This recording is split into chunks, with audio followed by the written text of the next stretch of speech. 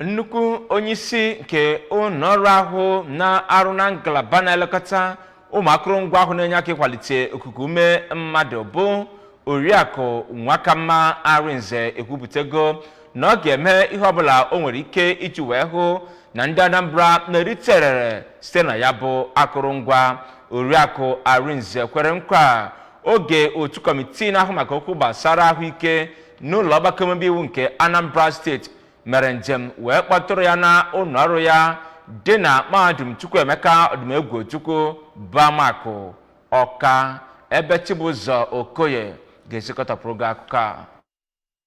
Oriakụ Arinze kọwara na ya so na ofu onye na ndị tụpụtara atụmatụ iwu ya bụ ụlọ ikuku ndụ na oge ọchịchị nke gaburu aga na steeti a. O mere ka amata na gọọmenti etiti eguzobago otu gbanụ nke ga-ahụ n'obodo Naijiria bụ nke mezupụtara ihe ahụ nwa bekee kpọrọ Sustainable Development Goals n'aha bekee, nke o mere ka amata na ya bụ ụlọ na-enye ikuku ndụ so n'otu n'ime ya. Ya bụ onye isi ụlọ ahụ rịọziri ndị omebe iwu Anambra steeti ka ha ti iwu ga-eme ka ụlọ ọgwụ niile dị na steeti a nwee ya bụ ikuku mmụọ ka e nwee kwụsịnata ọnwụ ntụmadị nke na-adapụtazi kwamgbe ma mezie ka o doo anya na ya bụ ụlọ ikuku ndụ bụ nke na-alụzi ọlụ etu o kwesịrị ugbu a. Na mbụrị ka onye isi oche otu kọmitii ahụ bụ dọkịta Kata Umoduagụ mere ka amata na ya bụ njem ha bịara bụ iji kparịta ụka fana ya bụ onye isi ụlọ ikuku ndụ ahụ ma kwupụta olileanya ya nwere na Oriakụ Arinze ga-alụ ọlụ ya etu o kwesịrị. Dọkịta Umoduagụ gara n'ihu wee kwagharịrị maka akparamagwa onye bụbu onye isi oche ya bụ ụlọ ikuku ndụ kpara, nke mere na Oriakụ Arinze